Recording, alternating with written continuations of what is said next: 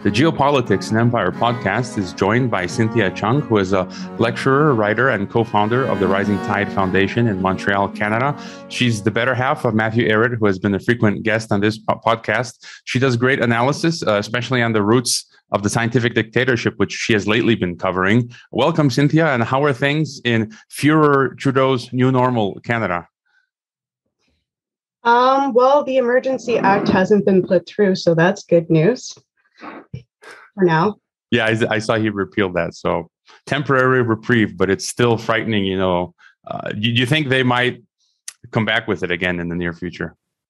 I think that because they were so embarrassed on an international scale, and it's not clear if the Senate was going to pass it, because even though the Senate said a lot of disgusting things in terms of backing up the Emergency Act that Trudeau is trying to push through, which he illegally already started to enact on the streets before it was put through. There were a lot of senators that actually spoke out against it, and they were asking for the evidence for why it was justified at that point, because a lot of it was pretty much a lot of people left at that point because of the police brutality. And they actually had the nerve to say that the evidence was secret and they couldn't share it with the senators, but they wanted them to vote to pass it anyway. That's classic tyranny, right? So today we're going to talk about the stuff you've been writing about in a series of articles. I mean, you write a lot about a lot of stuff, but I wanted to get you on to talk about the occult scientific dictatorship, this, British eugenicist aristocracy. And this is something that I've actually been looking into for like 2 decades. Ever since I was a teenager, it's been fascinating me. Science fiction, dystopia, global government, and the elites. And so, back in the day, I've read a lot of H.G. Wells, Cecil Rhodes, Thomas and Julian, and Aldous Huxley, Bertrand Russell, and so forth. And, we're talking about this 19th and 20th century British eugenicism and these globalist elite aristocracy, which, in their writings for over a century, they've detailed their desires to create one world government, which in reality would be a scientific dictatorship using the governance models of biosecurity and technocracy, among others. And to create, you talk about this, a modern religion, which today effectively is modern science, or more accurately, scientism. And, towards the end of last year, you wrote a whole series of articles. And, maybe perhaps to start, you could give us your take on where this all begins for you in the 1800s, 1900s, kind of a quick timeline, and then, the basic ideas of these people, sort of like a miniature crash course, and, the key points in your mind for us to understand. Yeah, well, originally when it was an article that I wanted to write for months, and I was really thinking about the angle to write it. And then I just kept reading, books on top of books, not just of Aldous, but of H.G. Wells, and listening to lectures. And at a certain point, I'm like, I'm just going to start. And so the first part was just a kind of summary, but I realized as an introduction to get people interested in coming on this journey of exploration of what was Aldous Huxley's real point in writing Brave New Worlds, because a lot of people really think that he was a sweet old man that was trying to warn us of a scientific dictatorship. And I realized when I wrote that first part that it really does begin with his grandfather, T.H. Huxley. And I mean, there's so much to the story. I realized actually after doing this series, it has really allowed me to connect so many different aspects of what I thought were kind of not entirely connected, maybe different schools that were not on the same page. Like there's so much overlap. Let's just put it that way. They worked with each other. And so with T.H. Huxley, for those who are not aware, he is the one that is really responsible for putting the ideas of Darwin into mainstream science. And he was called Darwin's bulldog. And this is going to be relevant to Aldous Huxley's, viewpoint. But he was called Darwin's bulldog, even though, funny enough, he himself said that he was not sold on Darwin's philosophy. But what was interesting, and I make this a common theme throughout the series, is that Aldous makes it clear in his Brave New World that in addressing science, you can't have a sense of purpose. You can't have a sense of directionality or truth in a scientific dictatorship.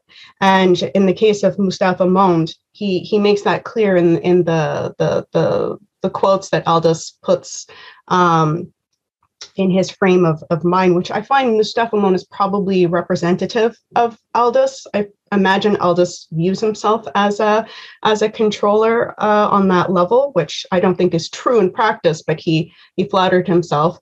But that if you want a scientific dictatorship, which he says is necessary because ultimately you need to curb the human population, but you also need to curb creativity. Because if you have creativity, you have a sense of purpose and truth, you can't govern the narrative. And therefore, you can't have control over the masses for, whatever justification you think that you are warranted to have that control. So that was the main crux behind T.H. Huxley's backing of Darwin, was that it was a convenient tool to be used to now deny truth in science. Because before then, and the Enlightenment also did a lot to undermine this, but before then, there were a lot of leading scientists who were Christians or other religions as well. The Islamic Renaissance, too, is a very powerful period that I don't know how many people are aware of that. And so it was common for scientists to believe in God, to believe in a creator of the universe that has a moral purpose. There is a point to life. There's a meaning to your life. You're not just some insignificant worm. And so that was what they were trying to basically destroy, is this idea of the sacredness of the individual, the sovereignty, the creativity of the individual. And so with T.H. Huxley not actually believing in Darwin, he promoted those ideas. He slammed the scientists that were very much, there was oh my God, I'm forgetting now the scientist's name. Matt, who is the scientist's name that was for the cephalization? Oh, James Dwight Dana. James Dwight Dana, thank you. He's giving me my coffee, so he conveniently showed up. And so, there was a very competent group of scientists that were not it wasn't like how they were saying that anyone that was against Darwinism was just, these fundamentalists that took the Bible literally. But you had these competent scientists around James Dwight Dana and before him that believed in the cephalization concept of evolution, which is that when evolution occurs, it's not based on random events, but rather that evolution has a purpose in itself. So when you have the evolution of flight, you have the evolution of sight, thinking, all of these were actually arguably intentional. There was an intentional process within how creation has evolved, where those things were intended to occur. And you see actually in fossil records that the capability for flight, or the attempts where you have wings that are being grown, you have feathers and these types of things that are towards flight, they are happening in multiple parts of the world simultaneously. So there was no way that it was just migration, or that these things were just there was one mutation that somehow was selected upon and then was spread. And so that was the main point. So what happened when Darwinism became kind of the new dogma was that it denied truth. The universe was now random. The universe didn't have a directionality or purpose, and we were now beasts. And there was no sacredness to the individual. And, for the record, I'm not actually Christian. I'm not really of any religion, but I do believe that there is a creative process of the universe that is loving and good, not to sound flaky, because, but words are kind of always going to be inadequate for describing such a process. But that there is a sacredness, and that we do have our mind, the fact that our mind can like conceive of the eternal, and conceive of these concepts that are like much further beyond just like a material existence, means that there is something more to us than just the fact that we're beasts. And the point I make in the part 2 of the series is that by denying truth, by denying the sacredness of the individual, that's when you are reduced now to saying that life is really just about comfort, and material happiness. And that's obviously going to be much easier of a population to control at that point, when they don't have that higher identity. No one's going to be willing to die or stand up for anything that has an element of like, this higher justice, this higher cause. If at the end of the day, nothing really matters, you're going to, A message from our sponsors. The Nomos app will help you survive COVID-1984 and the Great Reset. Nomos is a time bank that can be used by communities anywhere in the world. You just need to talk people into using it. For example, if you go to your barber for a 30-minute haircut, your barber receives 30 minutes in his time bank. He can then use that time to pay for an appointment with the doctor. I've spoken to the developer who is passionate about creating solutions for surviving and thriving in the apocalypse. Nomos is available in both English and Spanish. Hurry and visit nomos.net before they roll out the cashless society and put you in the algorithm ghetto. Also, if you need health insurance that covers you wherever you may roam, check out my friend James Guzman's Borderless Health Insurance. One of the great things about living internationally is saving money on health care, but private care overseas can be expensive. Go to borderlesshealthinsurance.com to watch a short presentation on expat and digital nomad healthcare and sign up for a free consultation to review your options. Geopolitics and Empire needs funding. You can leave a donation, book a consultation, or become a member, which gets you access to my brief weekly commentary, a monthly newsletter of my thoughts, a private telegram, a monthly members group call, and my second premium broadcast called Dissident Thinker, where I conduct interviews and provide solo analysis. Dissident Thinker is also available on Rockfin and for supporters on Locals. So from there, things seem to snowball forward, right? From Thomas Huxley, and then you get the other Huxleys, and all these H.G. Wells and Cecil Rhodes is somewhere in there, and Bertrand Russell, where things from here just seem to snowball forward. And I don't want to get ahead of myself. Maybe towards the end we can talk about this, but would you also say this from here we can trace back today's Great Reset to in some way? Like, is there some link from where you started to today, just briefly? Sure. Well, for instance, Hariri or Harari? Yuval Harari, yeah. I always put a different vowel in there. He says himself that he is a disciple of H.G. Wells. I mean, even though he didn't know H.G. Wells directly, he like H.G. Wells as his godhead.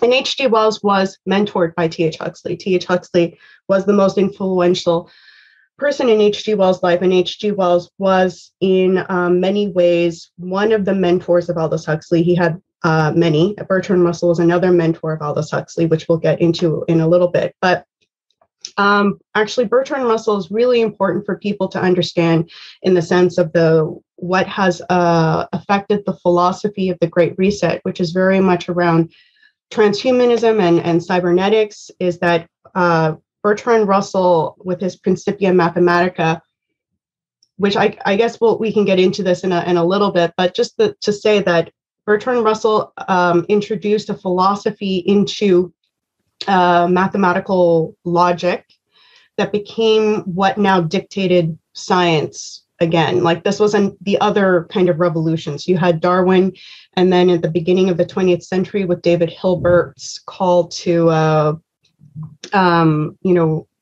basically formulate everything, all knowledge we know in science into mathematical formula. And that's what Bertrand Russell and Alfred North Whitehead did with their Principia Mathematica. And this was kind of the new Bible for mathematicians, you can say. And that's why our world right now is very much controlled with mathematical models. And so if you can have a mathematical model that can project a theoretical reality we're supposed to take that as scientific proof that that reality exists, or that that possibility exists, or, and so the thing is that you could do whatever with a mathematical model if you don't know like how to actually, put in the person who makes the model is the person who makes the model. Like the model itself is not the AI. The model itself is not the brain. It's not like this oracle eye, So well, I guess what you're trying to say is not like objective. So it's biased by whoever creates it, right? Yeah, but they're acting like it is an objective science. But if you control the parameters of your model, then that model is going to be limited to those parameters. And it won't be able to exit those parameters. And so it's actually, a feedback loop in a lot of ways.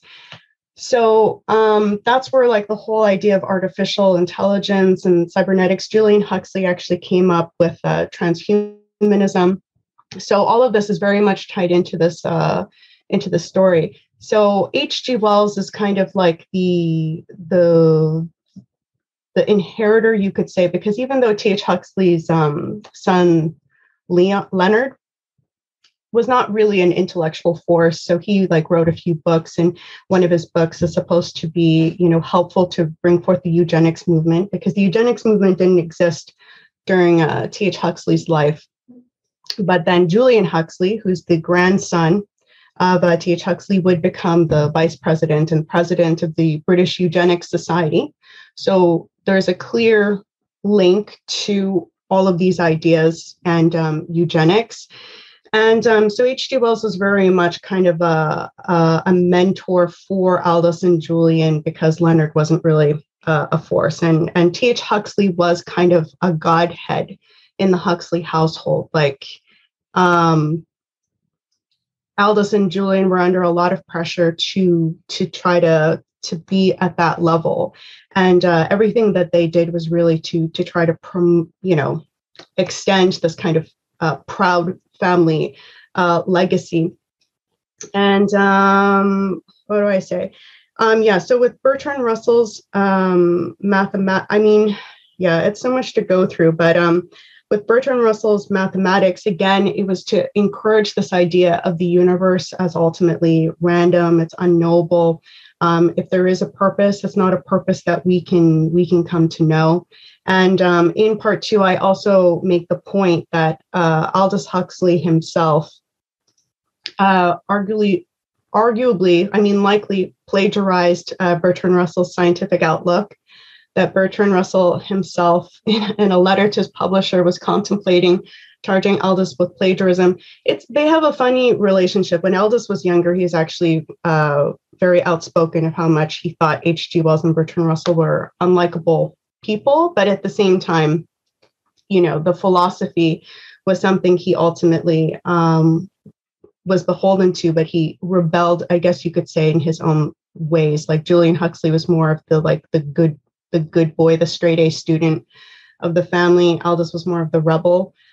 But there was also a paper that he did, actually, that The Guardian mentioned in 1930, where he outright promotes eugenics.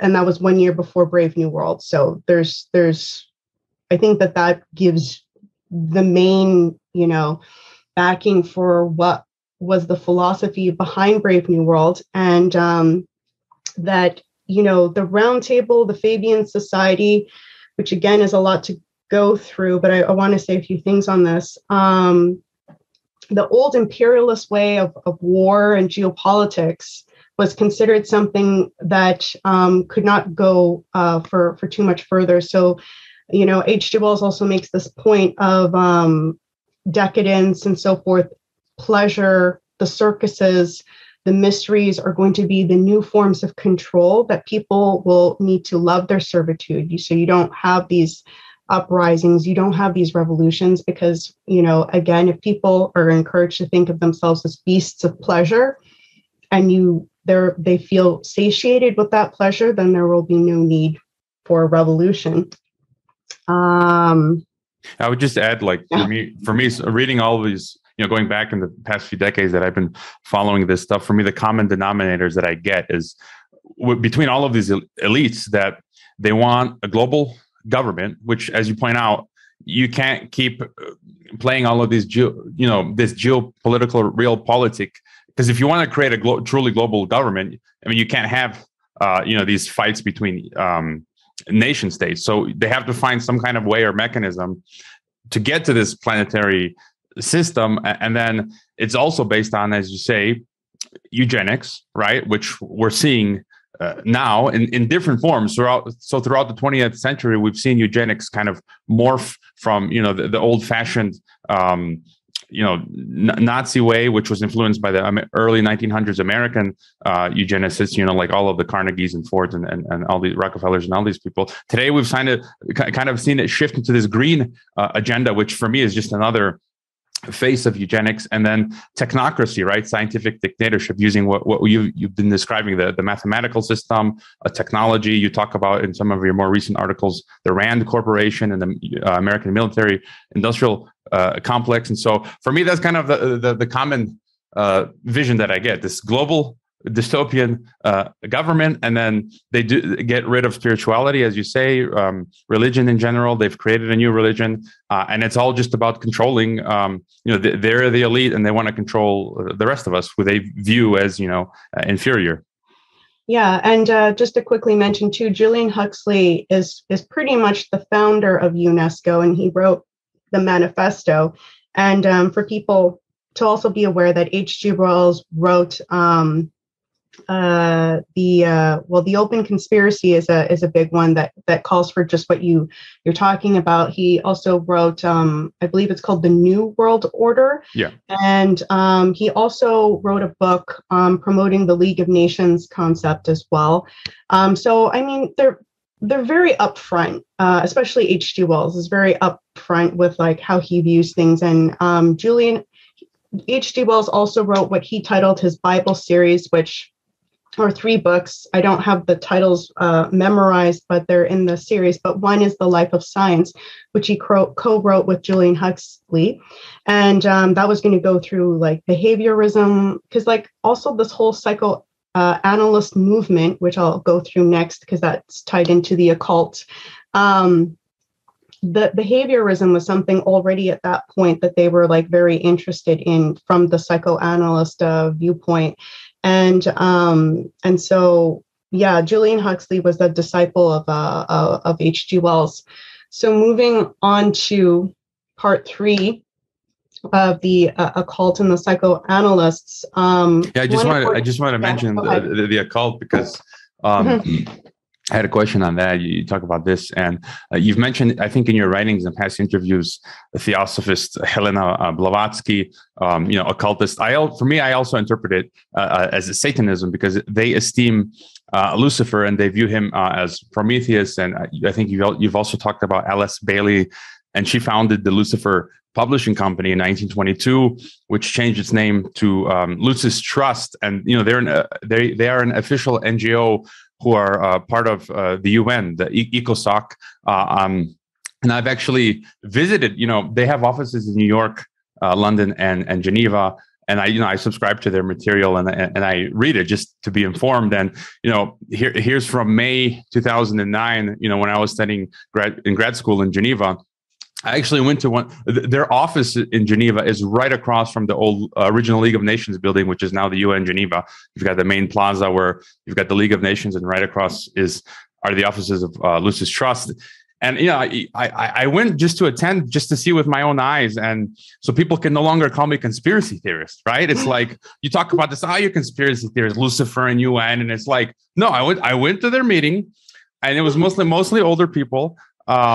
Very nice, and it was all this new age stuff type. You served lovely cookies, I'm sure. Yeah, and they gave me this pamphlet, and let me just read. It talks about Shambhala and new group of world servers and all this stuff. But here's an interesting quote. It says, "Whether or not the ancient Greeks were responding to the ageless wisdom, a teaching on the solar angels, I don't know. But the ancient doctrine that the solar angels came from the planet Venus, bringing the principle of mind to what was then animal man is the basis of the role of Lucifer, whose name means light bearer. The capacity to think, to choose, to decide were endowed in man by the coming in of mind. Lucifer, just as Prometheus, was condemned for his actions because by them the gods lost control of man, so to speak. So, and if you read their doctrine, Lucis Trust, they view Lucifer as the Christ, as the Messiah, as the Islamic Mahdi, as the Maitreya, right? As the Buddha. And, you know, in the biblical Christian view, it talks about Antichrist coming first, who portrays himself as, you know, Christ, as the Messiah. So, you know, for me, this was just for my personal faith as a, you know, Christian who believes in the Bible. This was just more confirmation in that direction. But just, you know, if you want to go on that tangent of the occult, since you were starting to bring it up. Yeah. Oh, I know. It's so crazy. Yeah. Well, one thing I want to add before I actually go into what I wrote in my part 3 is one of the articles I did more recently on Trotskyism to radical positivism. Bertrand Russell again. Bertrand Russell is everywhere. This man, it's almost like he had twins or triplets or something. Like he was just everywhere. But his involvement with the Fabian Society, again, the Fabian Society is tied with promoting Marxist ideas, but also Darwinism, and predominantly, you know, Marxist ideas in the context of Darwinist, you know, perspective. And what's interesting is he wrote this book, Roads to Freedom, Socialism, Anarchism, and Syndicalism. And what's interesting is he promotes anarchism as the ultimate ideal, but it's so ideal that we're probably not going to be able to achieve it anytime soon. So, you know, he says guild socialism is the ideal of a more anarchistic bent. And he says that, like, in the arts and sciences, anarchism is the ideal. But then he also says in this, and he's sympathetic to Bakunin and Kropotkin, which will be relevant right after I make this point, is that it's ultimately the League of Nations. So he likes anarchism because it reduces the ability for nation states to govern, and that ultimately we should do away with this at some point, which, you know, a lot of people just interpret that as, oh, well, that's like communal living, then, like, you know, local living. And I think, no, he's talking about we will do away with nations for a one world government, the League of Nations, which he says, you know, I have the quote of it in that book. That's what the roads of freedom lead you to, is the one world government, you know, of the very clear Julian Huxley, H.G. Wells way of thinking. So, the story starts for my paper that Bakunin, who was you know, the leader of the international anarchists, he settles in Switzerland in his later years, and near Ascona, or in Ascona, and he basically is the kind of godfather to what later arises as the Mount Verita Society, and they credit him for this. The Theosophists too are very much like overlapping with Mount Verita. They're pretty much on the same page. And in Mount Verita, you start to have some very, it already sold itself as, like, you know, very bohemian way of living. They always promote themselves in these things. And you'll notice Aldous Huxley, you know, started a ranch that was of this mindset. Even Maurice Strong also had his ranch of this very Mount Verita ideal philosophy, which is that you're living with nature. It's like very vegetarianism is always like a part of it, and bohemian, but it's also ultimately against industry, civilization, science, basically Western civilization as a whole, which I'll explain a little bit more exactly what that means. So one figure that becomes sort of the ruler of this wild bohemian society is Otto Gross, who was the first disciple of Sigmund Freud before Carl Jung. And So Otto Gross was going to be a big deal. He was already a little bit of a big deal as the genius psychoanalyst, and he gets involved with Mount Verita. I don't know exactly who introduced him to it, and his philosophy is very much anarchistic, which is that you should just never deny yourself anything. And everybody who comes to Mount Verita is sick. They're sick from Western civilization, because Western civilization has put, they have contorted you into and shaped you into something that you were not. And this is to deny our true, power, our true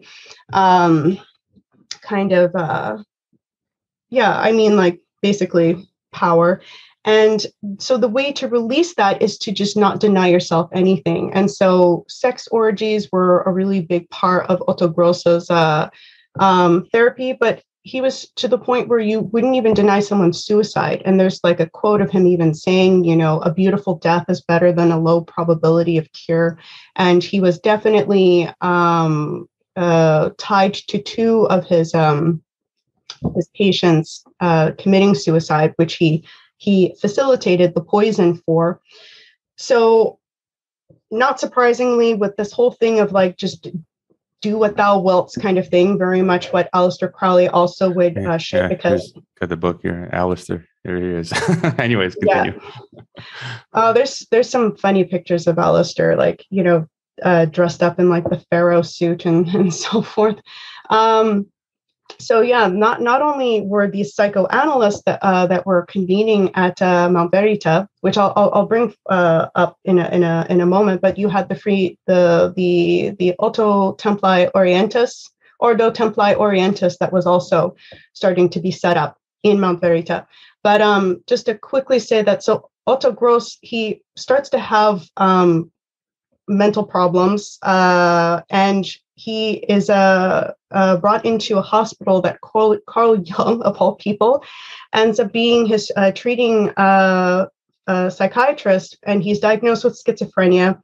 But Otto Gross ends up kind of converting Carl Jung to his philosophy, and Carl Jung starts coming to Mount Verita and being totally sold on this whole Aryan sun religion thing, which is very much tied into what you were bringing up with the Lucis Trust, because there is this worshiping of the sun, which sounds healthy, on the surface, but then you read actually how they're thinking about it, and it's got a lot of Luciferian overlap, which I'll go over in a minute, because there's so many things that are connecting that it's hard to explain myself fully.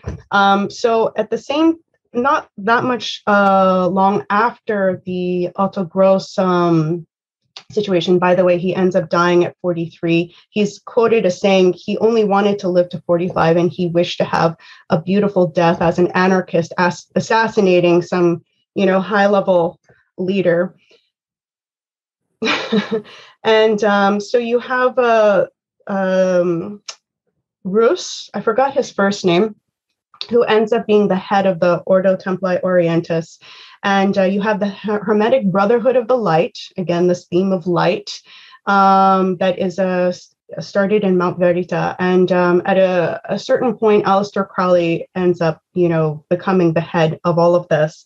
And he's the one who introduced the law of Thelema, which is do what thou wilt shall be the whole of the law. So again, the Bakunin philosophy. Kropotkin also went to Mount Verita, by the way. So they're all interconnecting. Bakunin, Otto Gross's philosophy, Aleister Crowley's philosophy, they're all one. There's no disagreement. And what did I want to say about that? Oh my God, there's so much to say. Anyway, so with the Blavatsky thing, even though I only know right now about the philosophical overlap with it, although if you look at the Parapsychology Society, there is connections with this Blavatsky grouping, and then when Aldous goes to California, there's clear connections with it. But the idea of what you were talking about with Lucius Truss and Alice Bailey and Lucifer is that they're called solar angels, and Lucifer is one of them. And their idea is that you must bring forth the dark so that the light can shine its brightest. It's very upside down. And what you notice too is that the Scottish Rite actually have the exact same philosophy as well. In their, I forgot the name of the book, but it's in my Origins of America's Secret Police. There's a quote again where they say that it's in fact Lucifer who is the true good God, and that the God that we've told is the real God is actually, the bad God. So it's all the same philosophy. Yeah. I would just add, in my reading of Masonry back in the day, you see them discuss.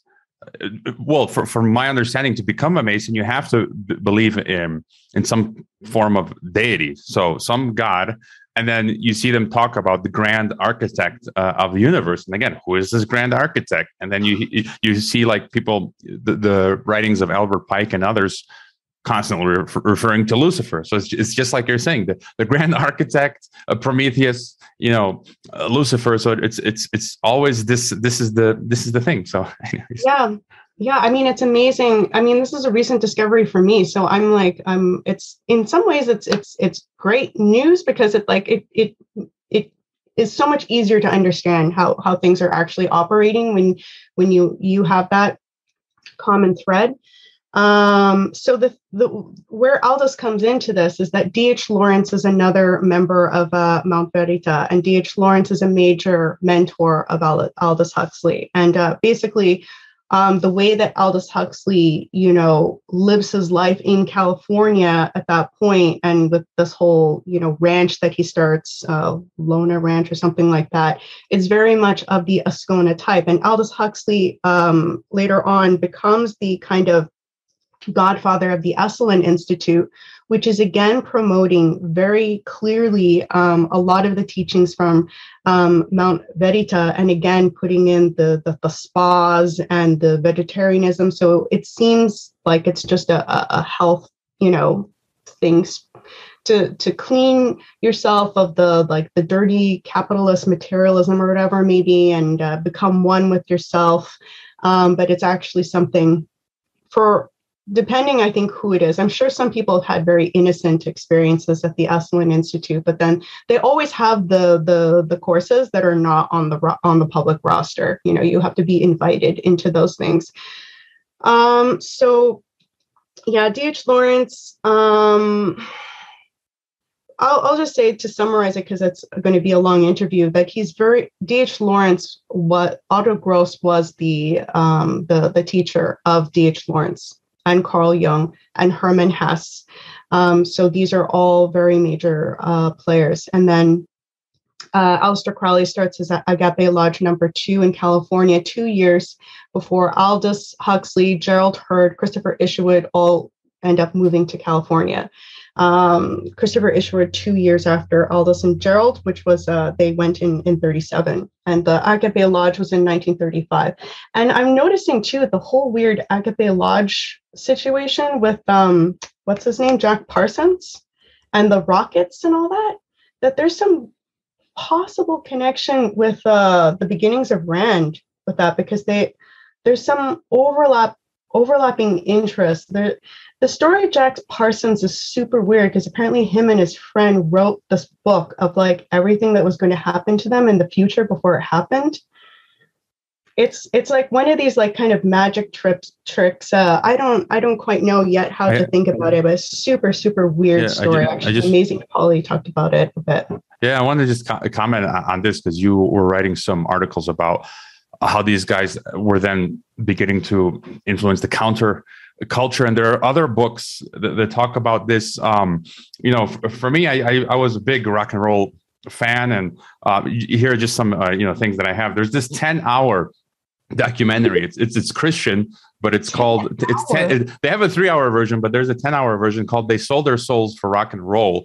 And the amazing thing that he does here is he uses mostly original footage that you've never seen anywhere else before. And you've got Bono and The Edge and U2 saying these are like original footage where they're saying, yeah, we felt the presence in the room as we wrote the hit song, One. We wrote it like in one take in an instant. And then you have Bob Dylan saying literally he has to fulfill his bargain with the devil.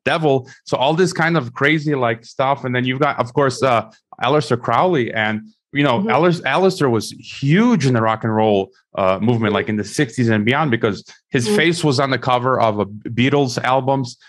Black Sabbath wrote a song for Mr. Crowley. One of my previous favorite bands, the Canadian group Tea Party, Jeff Martin, the lead singer, was heavily steeped in Crowleyism. Jay-Z, wears clothes. There's that shirt with Jay-Z. I'm sure Jimmy Page too. I think I remember reading about Jeff Martin of the Tea Party going to hang out with Jimmy Page, who's like a disciple of Crowley, and then one of like a high level one. Yeah, and one of my previous, I used to listen to The Killing Joke, which is this UK like metal band, and Jazz Coleman, the lead singer, he recently, just a year or two ago, in a newsletter revealed that he actually lived with people from the Tavistock Institute, and he was he was tacitly admitting this was just like a year or two ago that they are actually, their purpose is to destroy Christianity and tradition and pave the way for this new age. He's openly admitting to being part of this Tavistock movement in rock. And I also wanted to mention there's the book Laurel Canyon, Covert Ops and the Dark Heart of the Hippie Dream. I haven't been able to read it yet, but that book details how many of these rock stars, from Jim Morrison of the Doors and others, that their parents, their fathers worked in the military. So you see all this stuff. It's like what you're discussing from the 1800s and the first half of the 20th century, and then from there, that they're really steeped in the counter, this 60s counterculture movement, sex, drug, and rock and roll, and all of this stuff. So, anyways, that was my little spiel there. But continue. Well, I mean, it's like it's super. I would like, if you can send me the name of that Laurel Canyon book, because I know Laurel Canyon is deeply involved in this, but I haven't actually had time to look into it. So I would be interested in reading that book. Oh my God, there is so much that you just went through, and now I just totally blanked out. Okay, in terms of this whole Tavistock thing. Wait. Actually, so I'll just start with like when Aldous goes to California. Right. Sorry, I'm like a little bit short circuiting. When Aldous goes to California, I think the big thing for people to get, because it's very complex, the story, is that he becomes friends with Krishnamurti. And Krishnamurti is the what was sold by the Theosophist Society as Maitreya, the future Buddha. And this was by Annie Besant, who was not just a leading Theosophist member, but she was also a leading Fabian Society member. And also she was part of the Marxist Social Democratic grouping as well. And by the way, the Fabian Society is what started the Labor Party, which has connections into Trotskyism later on, because they wanted to infiltrate the Labor Party and organize the unions, but it was ultimately not about industry, but about politics. And, there was a lot of subversion from that angle as well. It's very complex. Luckily, it seems that the generation managing things right now, the Klaus Schwab generation, are not anywhere near as sophisticated. So just for people to keep that in mind, because I can see, it might be a little bit scary to go through some of this history that they're just like all knowing and they're everywhere.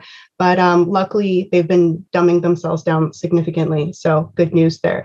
So Krishnamurti actually is really good friends with Aldous Huxley. And this was part of the thing, that the undermining of Christianity, to do that, they were introducing a false spirituality. And, that Aldous Huxley, too, is very interested in studying the mysticism of religion. That is because, some people have like these outer body experiences. They're kind of like on the mystical side of religion. And there's this like, catharsis and things like this. And H.G. Wells brings this up too in his Open Conspiracy for the Modern Religion, that the modern religion should be really about just surrendering yourself.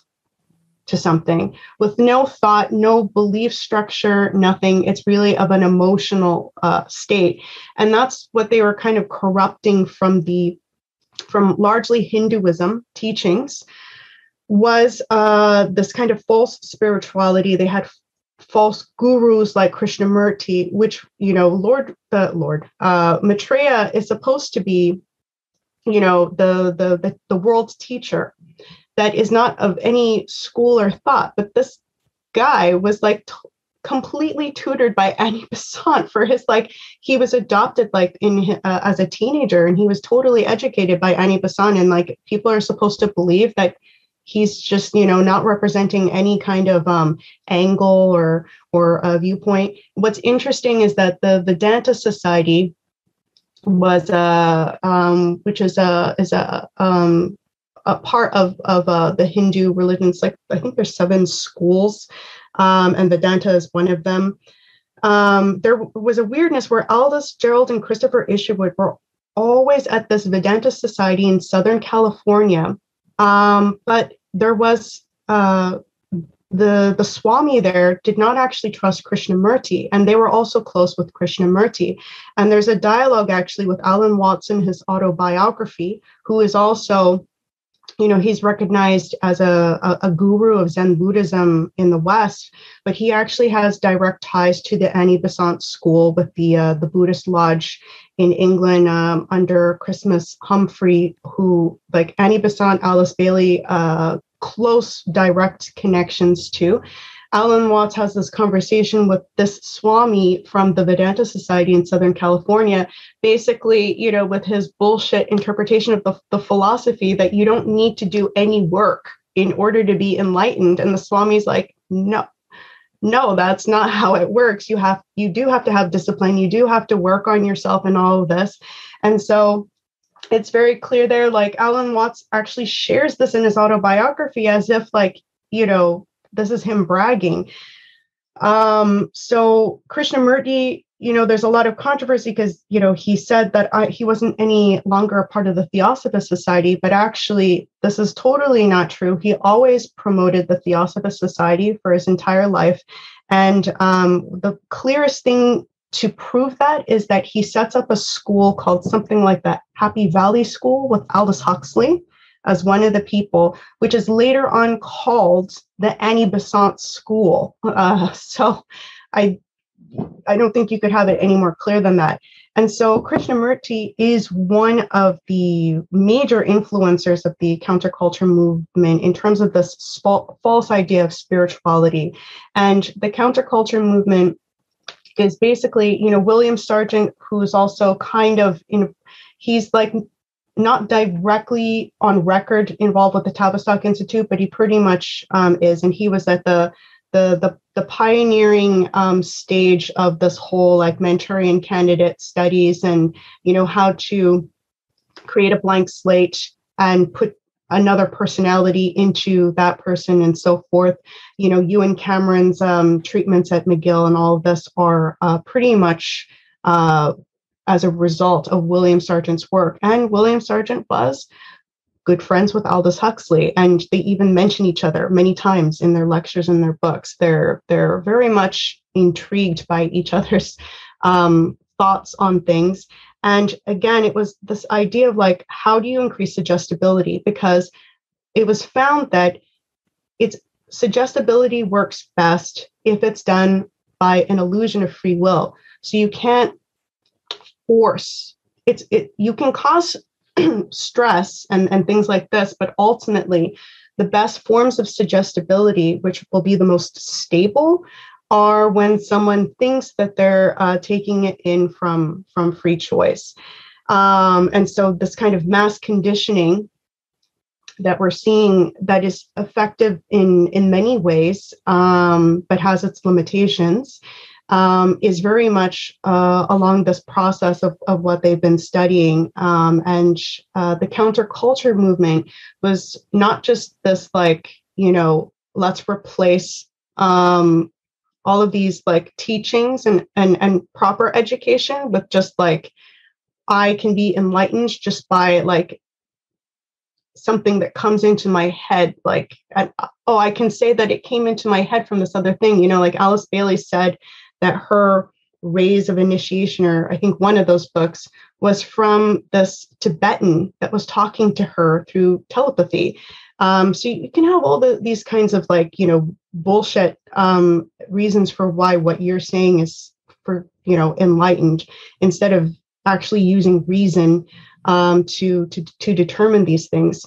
I wanted, sort of to close, to bring us to try to get somehow to the Great Reset, because you've written a lot, and I'm going to include the links in the description. And I always stress to listeners, you got to be reading. You can't just listen to podcasts. You have to read this stuff, and I would urge people to go read your writings, as well as look at the bibliographies and get some of these books that we're discussing that you cite as well. In your articles, I also had another interesting book, The Secret History of Rock and Roll and the Mysterious Roots of Modern Music, because you mentioned how, I think it was Huxley, how they wanted to use certain forms of music to dumb us down. And this book also kind of sheds light how today's kind of modern rock and roll music goes back to paganism as well. And there's that difference between classical, the classical education and classical music, which is more, I think, linked to humans and a higher intellect, versus, rock and roll, which is kind of like dealing with our base instincts. And just to kind of get us to the Great Reset, we see some connections, like you've talked about Huxley and Bertrand Russell and the UN, UNESCO, which, that's part of Klaus Schwab's public-private partnership. So we've got the UN there. Lucis Trust is part of the UN, the Huxleys and all of those folks. So we got the UN, and then we've got Switzerland is often featured here. And how do we get then? How closely linked is the Great Reset, or what we know as the Great Reset today, to what we've been discussing over these last 2 centuries? It's a continuation of the philosophy, and again, the transhumanism comes from Julian Huxley, and cybernetics comes from Norbert Wiener, who is a student of Bertrand Russell.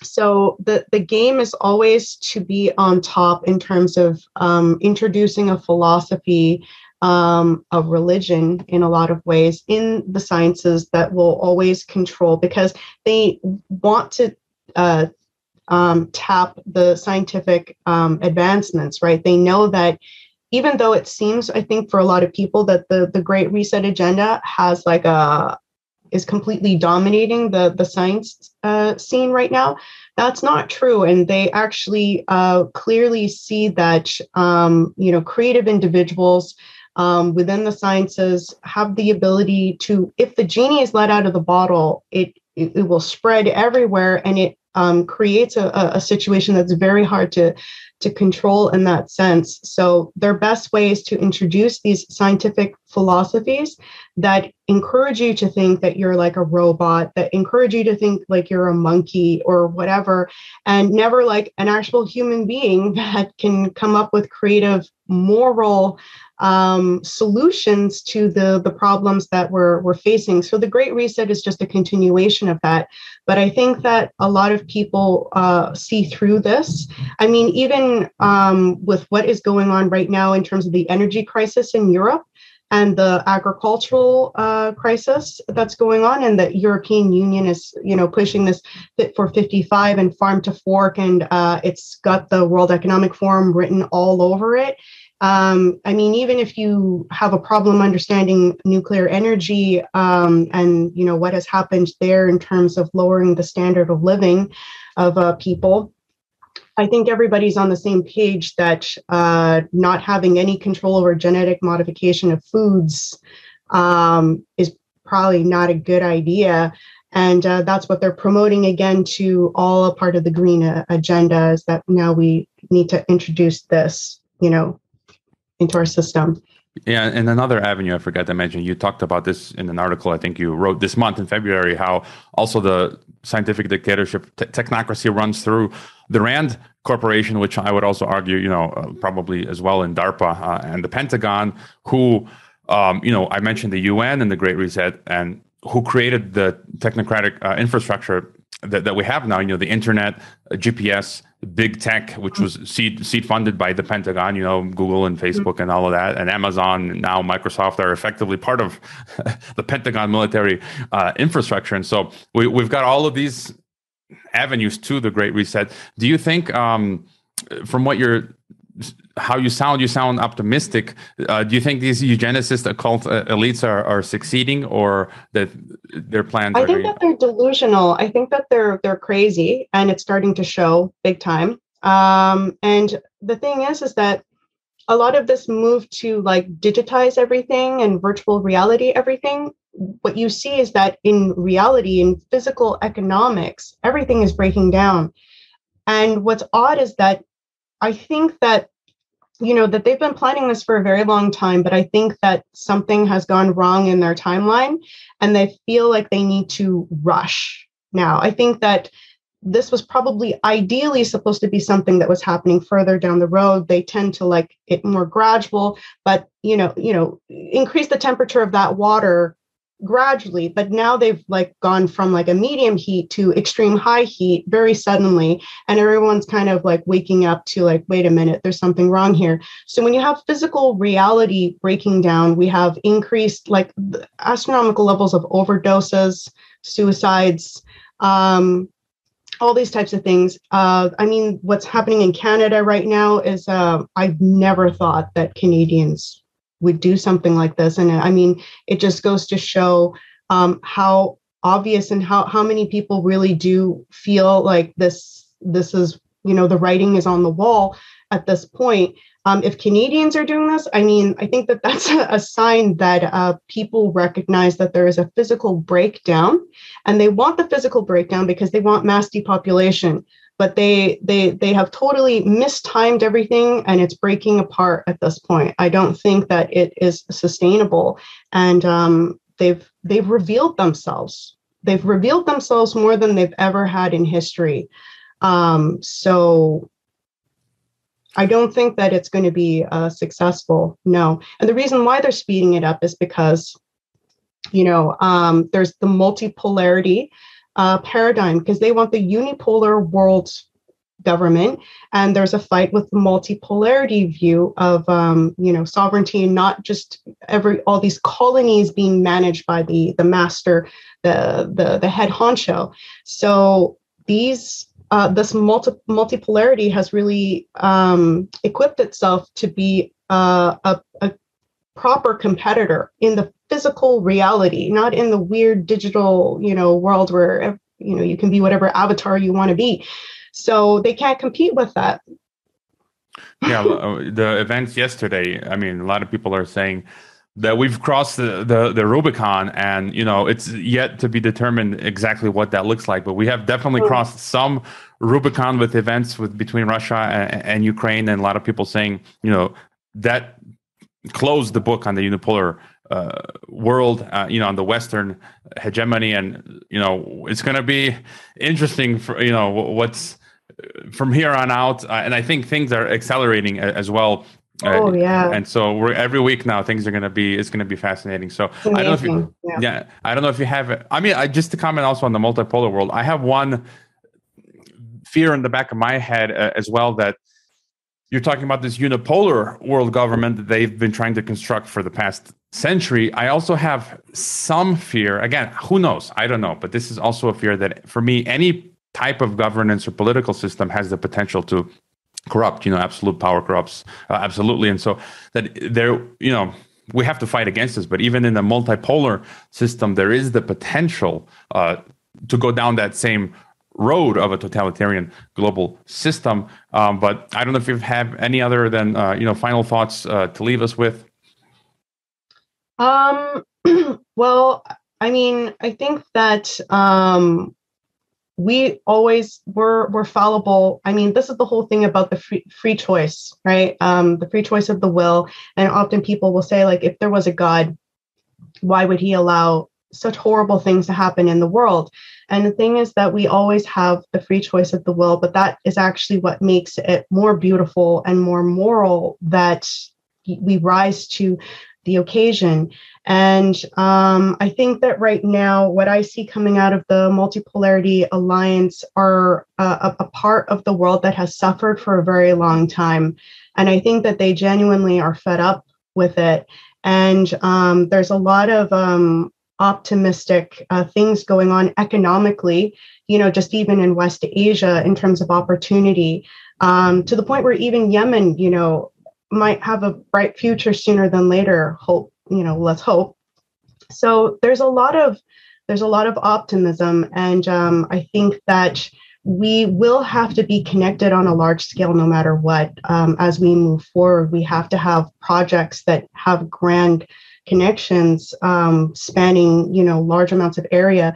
But if we have like more of a multipolarity approach to things rather than a unipolar, there will always be problems with like a power grab. But the United Nations under Roosevelt, from my what I've read, was always to have this multipolarity, the balance. Always need that good balance between the West and the East, and so I think that the multipolarity right now, with us being where we're at in terms of our maturity, is the best thing on the being offered. Yeah, and I would just, like, when things happen, like what happened this week, yesterday, I go back and dig up some of my old podcasts and put clips out, which often are prescient and predict the future. And I found my interview from a year ago with Francis Boyle, where we discussed Russia, China, Iran, and how the U.S. or the West is, what did he call it, unlimited imperialism, and that he was saying a year ago that it seems like Putin and Xi are going to stand up. They're standing up, and they're going to put a stop to this Western unlimited imperialism, which that was a year ago. And the events of yesterday, which what you just mentioned as well, that the world that has been neglected is now putting a stop to this. And so, yeah, a lot of interesting stuff is going on. Where are the best places for people to follow your work and support you? My Substack page, Through a Glass Darkly, Cynthia Chung. You can find me, or the Rising Tide Foundation, Montreal, Canada. Make sure you click that in, because there's apparently multiple ones, and we should have thought that through before we named it, but it was too late. All right. I think, and you also write for Strategic Culture, and I think some of those Strategic Culture Foundation, yes. And they also pop up on your Substack as well. I'll include all of the links in the description. And yeah, thank you for. It took us a while to connect, but finally, thank you for being on Geopolitics and Empire. Thank you for having me. I hope you enjoyed this Geopolitics and Empire podcast. The website is geopoliticsandempire.com, and I encourage you to sign up for the free email list that goes out with each podcast and every weekend with a collection of news headlines. The newsletter and website are our last lines of defense. We're being censored and deplatformed. It's nearly impossible to find Geopolitics and Empire on the Google search engine. We've been blacklisted. YouTube frequently takes down our videos with strikes. Facebook restricts our page. Reddit and Twitter take down posts. And after the Associated Press mentioned Geopolitics and Empire in a 2021 article co-written with NATO, our Patreon account was terminated. Vimeo also terminated our Pro account. The best free way to help Geopolitics and Empire is to leave a review on Apple Podcasts or elsewhere and subscribe to all of our media channels. You can find the video broadcast now on 5 platforms: Odyssey, Rockfin, Rumble, BitChute, and Brighteon. You can find the audio broadcast on the podcast ecosystem: SoundCloud, Apple, Spotify, and so on. My current favorite social media channels are Twitter and Telegram, but you can also find us on Gab, MeWe, Minds, Float, VK, Instagram, Facebook, and LinkedIn. Finally, Geopolitics and Empire is in dire need of funding to continue. You can leave a donation, purchase a consultation with the host, or become a member to receive additional benefits. We also produce a weekly broadcast called Dissident Thinker for members and Rockfin subscribers only. We will continue to fight the good fight come hell or high water. Thank you for listening.